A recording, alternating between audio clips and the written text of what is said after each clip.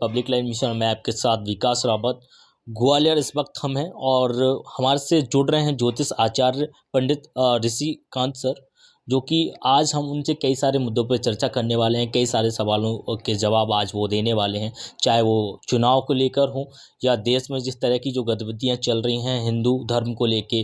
अलग अलग तरीके से लोग कहीं ना कहीं हिंसा के जो चीज़ें हो रही हैं उनको लेके हम चर्चा करने वाले हैं सर से। तो आज जानते हैं सर, जिस तरीके से हरियाणा में एक जगह है, न्यू जगह है महाराज जी, जहाँ पे हिंदू और मुस्लिम लेके कहीं ना कहीं दंगा जो चल रहे हैं, उस पे क्या प्रतिक्रिया रहेगी, क्या आपका संदेश रहेगा लोगों के लिए? भैया मैं आपको एक बात बता दूं, ये सब ईश्वरीय विधान होते हैं जी। और ईश्वरीय विधान शासन में कुछ वास्तविकता जो होती है, यहाँ जनता भड़क जाती है आपस में।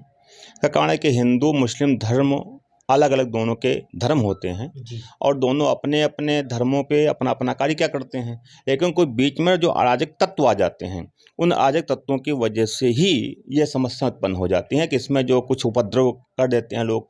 भाई हिंदुओं में भी उपद्रवकारी होते हैं और मुसलमानों में भी, मुस्लिम धर्म में भी उपद्रवकारी होते हैं। तो वहाँ की जो व्यवस्था है या वहाँ का जो शासन है वो इस पर कोई रुचि नहीं ले रहा है। कायदे से हिंदू समाज जहाँ पर सरकार बनी हुई है और वो सरकार वहाँ पे अपनी प्रशासन की व्यवस्थाएं सुचारू रूप से नहीं कर पा रही है, हमें तो ऐसा लग रहा है। और जहाँ तक हमारा संदेश ये है कि सभी आपस में एक बैर मनस्ता को ख़त्म करके हम आप एक मिलजुल करके इस संगठन को मजबूत करें जी। और इनको ये बताएं कि इस प्रकार के उपद्रव करने से हमेशा समाज में हानि उत्पन्न होती है। भाई वो भी परेशान होंगे, उपद्रव करेंगे, हानियाँ होंगी और हिंदुओं के ऊपर आतंक हो रहे हैं, इसके ऊपर गवर्नमेंट हमारी शांत बैठी हुई है, इस पर कोई उसका प्रत्युत्तर नहीं मिल रहा है। लिहाजा प्रशासन को चाहिए कि वहाँ पर इसको अपने स्तर से देख करके उसको सुसंगठित करें, व्यवस्थित करें वहाँ पर। यही हमारा एक संदेश मान के चलिए, आप दे रहे हैं। इस संदेश के आधार पर हम यही कहते हैं कि सबकी रक्षा होनी चाहिए, चाहे हिंदू हो या मुसलमान हो। हम किसी पार्टी से नहीं हैं, सामान्य नागरिक है, इसलिए हम चाहते हैं कि सब लोग एक होकर के रहें, समाज एक सुसंगठित बने। क्योंकि हमारा वेद भी ये कहता है संगच्छध्वं संबद्धध्वं। यदि हम सब लोग एक रहेंगे तो हम आज के समय में अपने को एक सुसंगठित और अच्छे तरीके से समाज में पेश कर सकते हैं। मेरा दूसरा सवाल रहेगा, जो कि अभी 2 दिन पूर्व में ही एक बयान जारी हुआ है स्वामी प्रसाद मौर्य जी के द्वारा। जी उन्होंने जी बताया है कि हिंदू धर्म कोई धर्म ही नहीं है। जी। तो इस पे क्या प्रतिक्रिया रहेगी? देखो, स्वामी प्रसाद मौर्य को इतिहास का कोई ज्ञान नहीं है जी।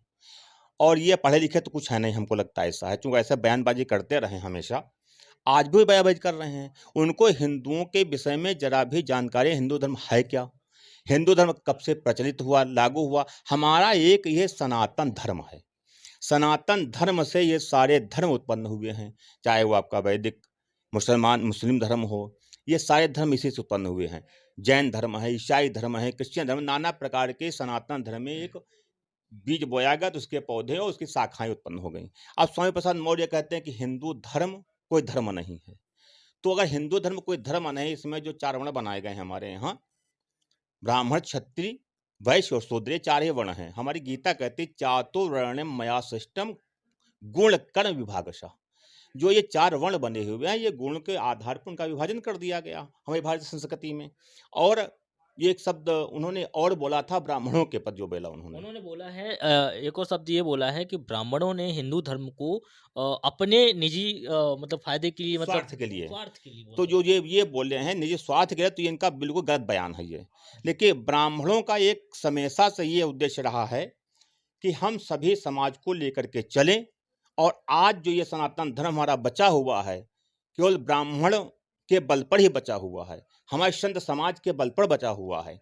जो कि संत समाज हमारा और ब्राह्मण जितने वैदिक विद्वान हैं, कर्मकांडी हैं, पौराणिक विद्वान हैं, ये सब इस धर्म के विषय में बताते रहते हैं। क्योंकि हिंदू कोई एक धर्म रूप में नहीं लेते हमको।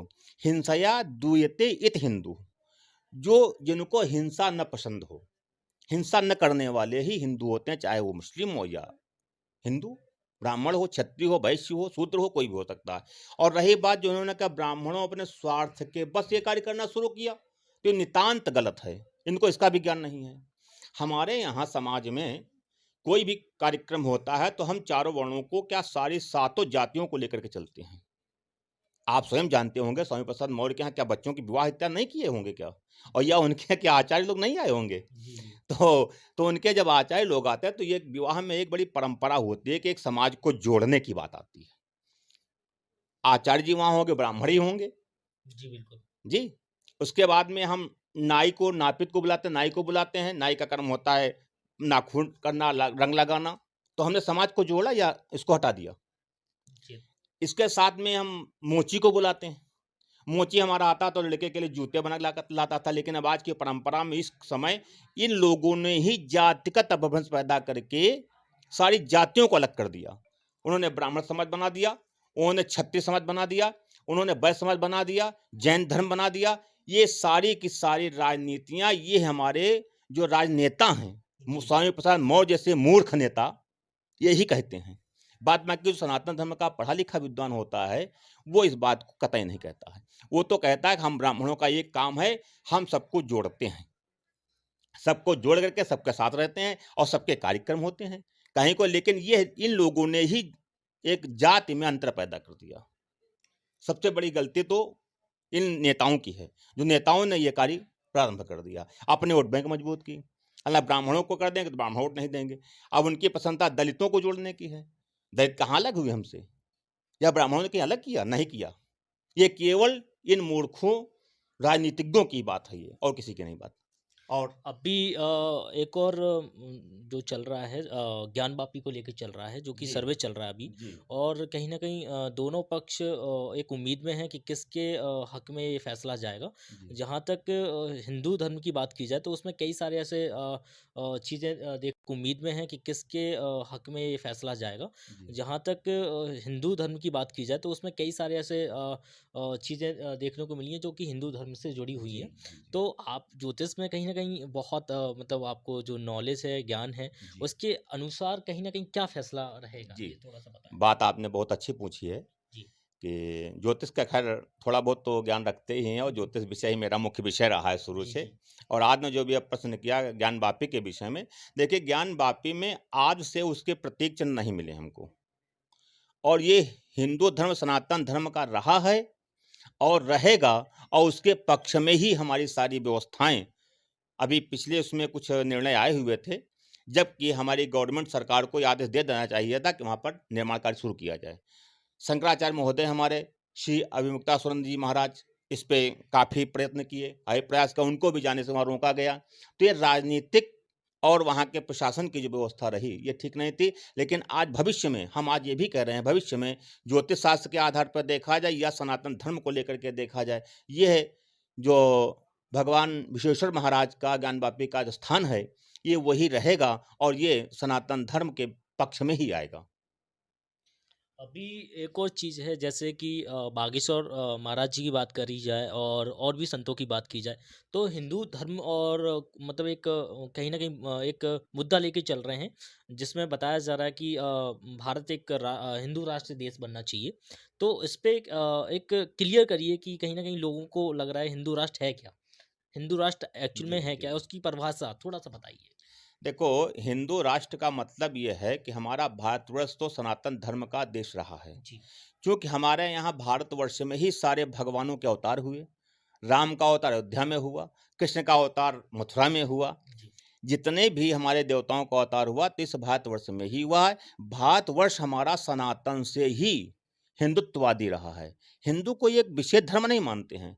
हम उसको हिंदुत्व को, जिससे हिंदू की उत्पत्ति हुई, कुछ हमारे संत महात्माओं का कथन है, ये हिंदू राष्ट्र रहेगा और हिंदू राष्ट्र आज भी है और हिंदू राष्ट्र था।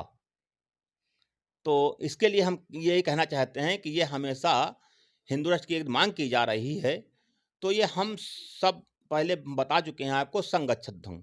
अगर हम सभी लोग सनातन धर्म में एक होकर चलेंगे तो हम अपना एक अस्तित्व पूरे भारत का, पूरे विश्व में बना करके चलेंगे। आज जैसे हमारे माननीय प्रधानमंत्री जी इस चीज़ को लेकर के चल रहे हैं और भारत का पूरे विश्व में उन्होंने भारत की डंका को बजा रखा है। तो ये कोई ख़ास बात नहीं है, जो लोगों की ये धारणा है, मांग कर रहे हैं, तो हिंदू के उसमें कोई विशेष बात नहीं है, उनको एक सनातन धर्म लेकर चलना चाहिए। हमारा सनातनी ये भारतवर्ष है, और अगर ये हिंदू को मान रहे हैं, हिंदू राष्ट्र की भाषा, परिभाषा सब कुछ जानना चाहते हैं, तो जो हिंदुओं जो हिंसा से घृणित हों, हिंसा न करें, हिंसा से दूर रहें, वो हिंदू हैं। जैसे कि आपका कहना है कि कहीं न कहीं हिंदू धर्म और हिंदू राष्ट्र एक ऐसा राष्ट्र होगा जिसमें हिंसा ना हो। लोग मतलब एक दूसरे में भाईचारा बना के रखें, चाहे वो मुसलमान हो या वो सिख हो या जैन हो या वो हिंदू हो। कहीं न कहीं एक शांति भावना और एक दूसरे से प्रेम वाली भावना हिंदू राष्ट्र का कहीं न कहीं एक संदेश है। आपका कहने का मतलब ये है? देखो, हमारा कहने का मतलब यही है कि ये आप एक जब राष्ट्र में रह रहे हैं, जी। तो वहाँ पर हमको समानता का अधिकार देना चाहिए सबको, बराबर अधिकार मिलने चाहिए। और जब अधिकार बराबर मिल गए, तो राम राज्य स्थापित हो ही जाएगा। और हमारे जब श्री राम राजा थे, जिस समय आज से हज़ारों वर्ष पूर्व, तो ये राम राज्य की स्थापना जो करना चाहते हैं, एक समाज की व्यवस्था को लेकर के या हिंदू और मुस्लिम धर्म को देख कर के, तो ये हिंदू मुस्लिम धर्म की बात नहीं होनी चाहिए यहाँ पर। हम सभी जो भारतवर्ष में रह रहे हैं, हिंदूवादी हैं और हिंदुत्व को धारण करेंगे। हिंदुत्व का धारण करने का मतलब ये है कि हम अपने कर्तव्यों का पालन करें, अपने नियम संयम से रहें और अपने सनातन को बचा करके रखें। हम सनातनी हैं और सनातनी रहेंगे। इसलिए हम यही चाहते हैं सभी से, और ये जो लोग मांग कर रहे हैं, तो ऐसा कुछ नहीं कि आप केवल हिंदू राष्ट्र को ही मांग करें। आप सनातन रहें और सनातन बन कर के रहें। हमारा सनातन धर्म सदैव चला आया और चलता रहेगा, आता रहेगा। अच्छा, आचार्य जी, मेरा एक लास्ट आपसे एक संदेश रहेगा कि जी, देशवासियों जी। को क्या संदेश आप देना चाहेंगे? देखो, हमारी तरफ से जो आज हमारी और आपकी ये वार्ता हो रही है, जी। बड़े पुनीत पर्व के अवसर पर हो रही है। जी, बिल्कुल। आज श्रावण मास का जो शुक्ल पक्ष पूर्णिमा का दिन है, बहुत अच्छा शुभ संयोग है। आज श्रावण मास की विदाई हो रही है और रक्षाबंधन का पुनीत पर्व समस्त बहनों भाइयों का त्यौहार है। ये बहनों भाइयों का त्यौहार तो अभी कुछ दशकों से ज़्यादा प्रचलित हो गया। इसके पहले हमारे सनातन में सबके कुल पुरोहित आचार्य आते थे रक्षा बांधने के घर में, शायद आप बचपन में देखे होंगे। तो आचार्य लोग आते थे, तो वो घर में बैठ के पूजा करते थे, भगवान की पूजा करने के बाद सबके रक्षा बांधते थे। तो ये रक्षा बांधे थे, उनके साल भर के लिए उनके रक्षार्थ वो आशीर्वाद प्रदान करते थे। धीरे धीरे करके फिर धीरे धीरे करके आ गया, अपने भाई बहनों का पवित्र संबंध बन गया। तो भाई बहनों के रक्षा बांधती, बहनें जो है भाइयों का रक्षा बांधती है और ईश्वर से उनके दीर्घायु की कामना करती हैं। साथ में हम इस अवसर पर समस्त देशवासियों को, समस्त सनातनी धर्मावलंबियों को मैं अपने इस पब्लिक चैनल के, जी। लाइव के चैनल के माध्यम से सबको आशीर्वाद और सभी को जय भारत, जय हिंद और ओम नमः शिवाय, हर हर महादेव कह करके सबको प्रतिष्ठित करते हैं, सबको आशीर्वाद प्रदान करते हैं। जय